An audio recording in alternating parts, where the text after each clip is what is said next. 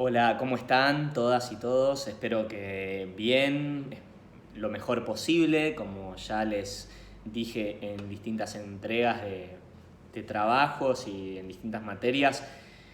Es un momento difícil para todos, pero bueno, estamos haciendo lo correcto, lo que hay que hacer, nos estamos cuidando y es importante seguir en esta actitud, aguantar, que bueno, en algún momento, más temprano que tarde, esto se va a ir levantando y nos vamos a poder volver a encontrar. Y bueno, nada, es un buen momento también para aprovechar, estar con la familia, disfrutar lo que podamos, estudiar, también aprender. Así que bueno, estamos buscando nuevas formas, nuevas metodologías. En este sentido voy a tratar de empezar a mandarles, además de textos y trabajos, algunos videos para que sea más dinámico y poder explicar de otra manera, un poquito como si nos estuviéramos viendo cara a cara.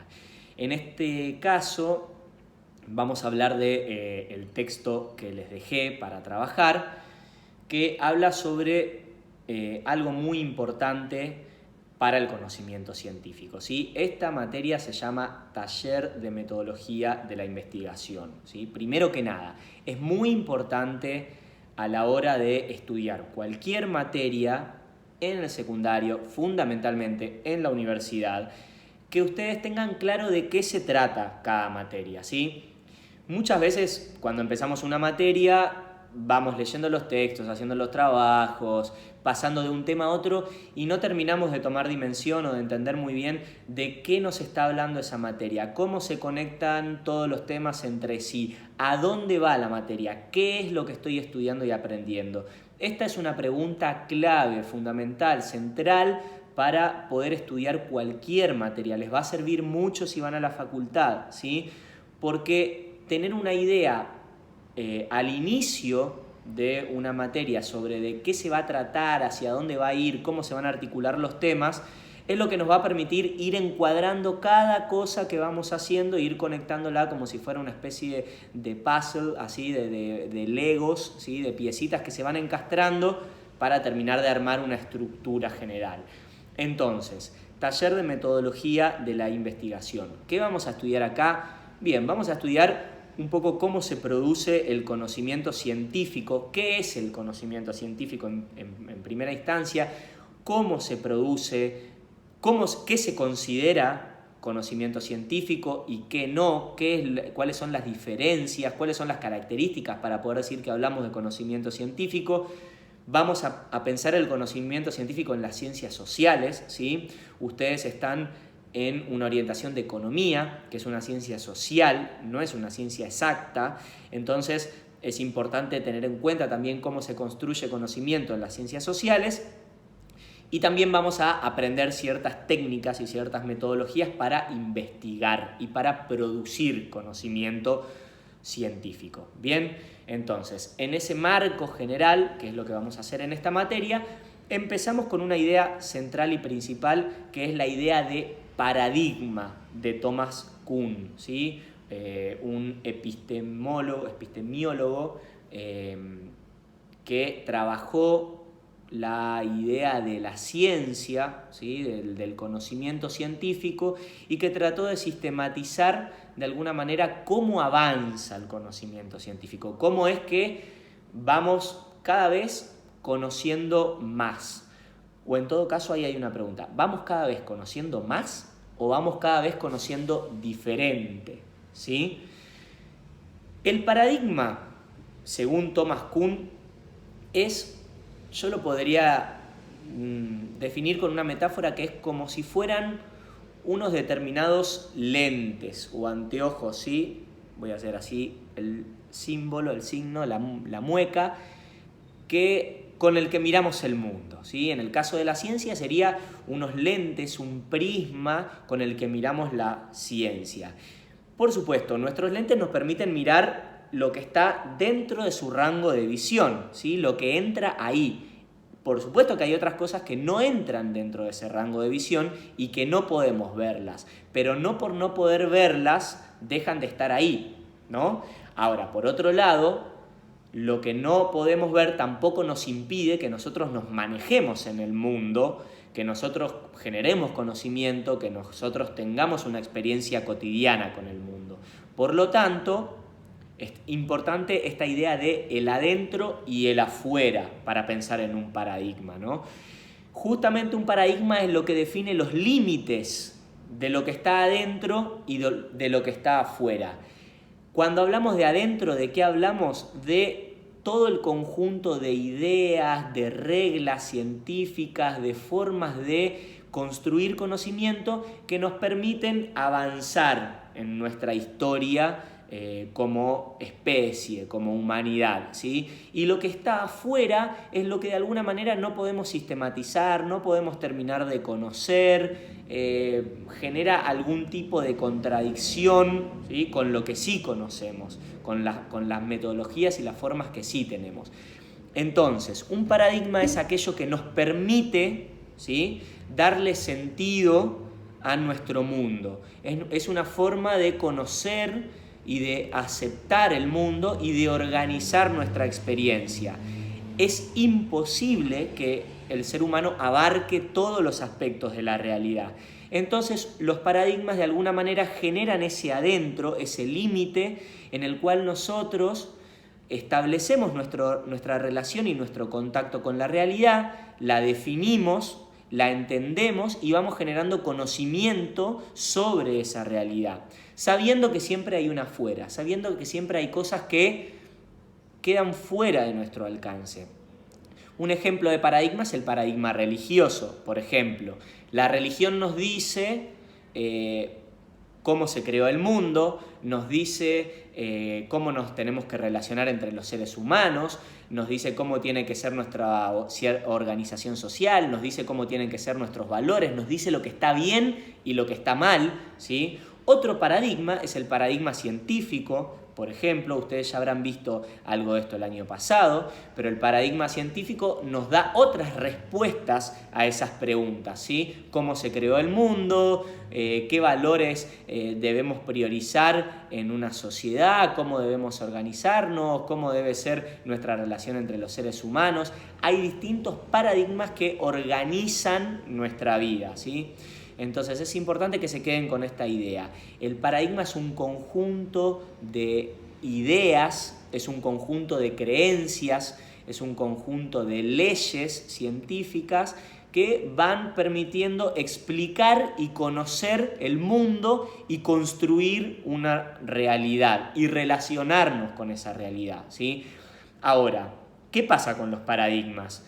No son fijos, estáticos, no están ahí para siempre, ¿sí? Y tampoco son acumulativos. No es que en determinado momento de la humanidad hubo un paradigma, ¿sí?, y después hubo otro paradigma que se sumó a ese y otro que se sumó a ese, y que el conocimiento va avanzando como si fuera en una escalera, subiendo peldaños y peldaños y peldaños, ¿sí? No, lo que dice Kuhn es que los paradigmas entran en contradicción entre sí, ¿sí? El mundo se explica por un paradigma, la realidad se explica por un paradigma, de repente aparece otro que hace entrar en tensión algunas cuestiones de ese paradigma y lo reemplaza, y los seres humanos empezamos a pensar la realidad y el mundo desde ese nuevo paradigma, luego aparece otro y así sucesivamente.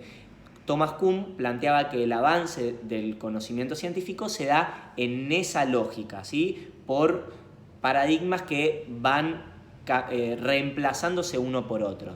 Van a ver en el texto que les subo que hay distintas etapas, ¿sí?, en el conocimiento científico para Kuhn, y en el momento en el que hay una etapa de presciencia, que es cuando hay ciertas creencias alrededor de algo, pero no hay un conjunto articulado de ideas para que podamos decir que hay una ciencia, ¿sí?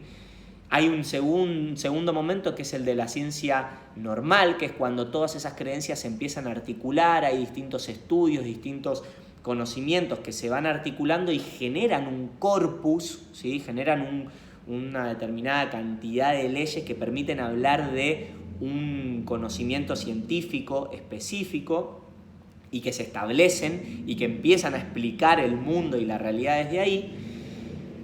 Después hay un tercer momento, que es que la crisis de esa ciencia normal, de esos paradigmas, esas crisis se van dando porque todo paradigma tiene lo que se llaman anomalías, que son cuestiones que ese paradigma no puede explicar, ¿sí? Problemas, preguntas que ese paradigma no alcanza a resolver, pero que tampoco lo hacen entrar en crisis, ¿sí?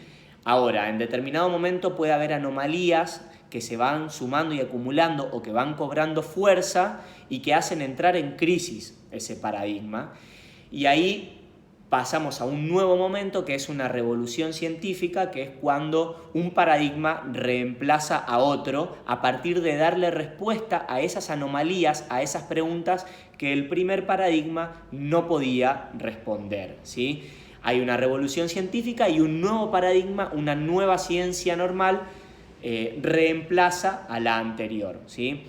Pensemos, por ejemplo, en este caso, en el coronavirus, ¿no? Hoy en día permanentemente está habiendo nuevas ideas, nuevas hipótesis sobre cómo tratar el coronavirus. Desde que empezó esta pandemia hasta ahora, ¿sí? Hubo distintas posiciones, desde decir que era una simple gripe, que no iba a pasar nada, que se iba a controlar, hasta el momento actual en el cual hay distintas posiciones que dicen que, algunas que dicen que va a durar durante años, otras que dicen que vamos a desarrollar una vacuna en algunos meses y se va a acabar, algunos que dicen que hay que abrir la economía y que la gente se mueva libremente por la calle y que eso permita que haya contagios porque ya pasaron ciertos picos y así se va a pasar el momento más álgido de la pandemia, otras posturas que dicen que hay que quedarnos todavía en nuestras casas, ¿sí? Bueno, todo esto podría ser una especie de momento de presciencia, ¿sí? En el cual hay